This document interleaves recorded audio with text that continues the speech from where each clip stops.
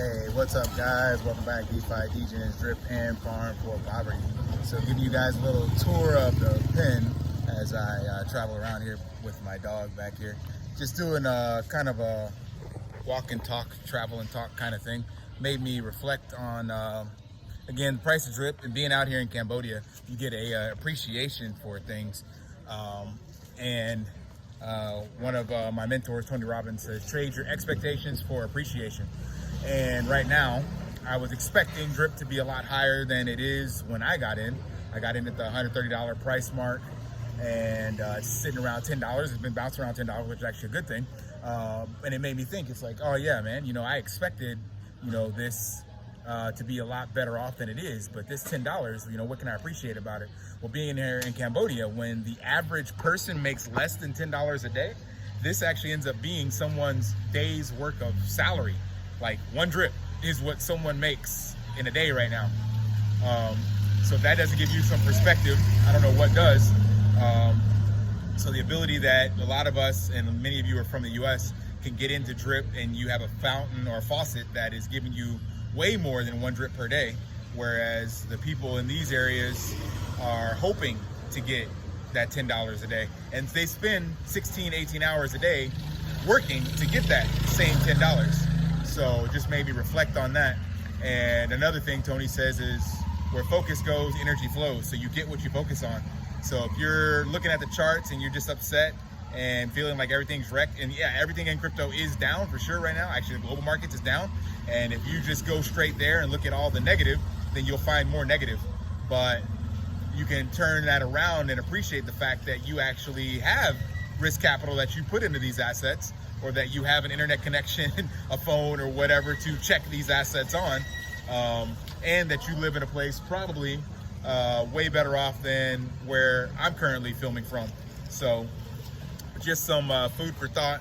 And many, I know in the US especially, you don't get around much. The US people, my experience, they don't travel outside the US very often.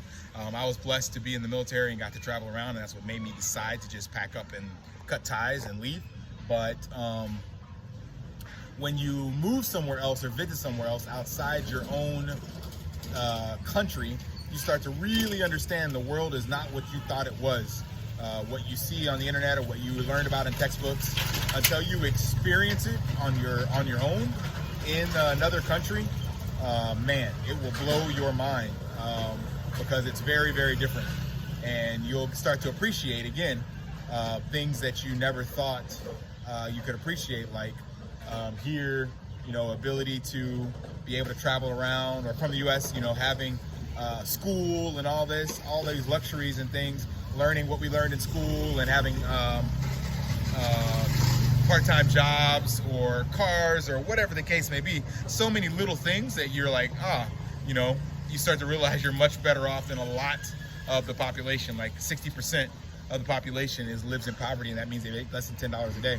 And you'll never see that or understand what that is unless you step outside of your comfort zone and the areas you grew up in and what you're used to, and kind of experience the stuff yourself. I went to India, and man, seeing the poverty in India is crazy.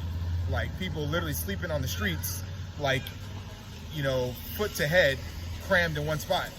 So you go through the homeless places in the US, we have homeless shelters. These people, even here, they sleep outside. I don't have any buildings being under development right now, but literally the construction workers sleep in the building that they're building, and they wear flip-flops and no helmets. This is construction work with like steel and metal and fucking welding. They don't even wear a welding mask or glasses.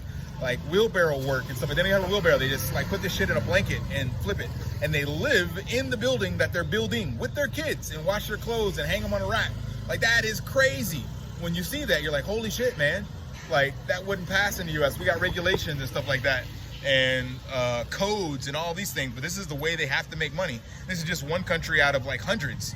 A lot of places have tons of worse off poverty. So when you're reflecting on these drip charts, crypto charts, and you're upset about the money you made, I get it. I got into the top. I've lost nothing but money. Everybody follow my channel. You can see that it's been documented.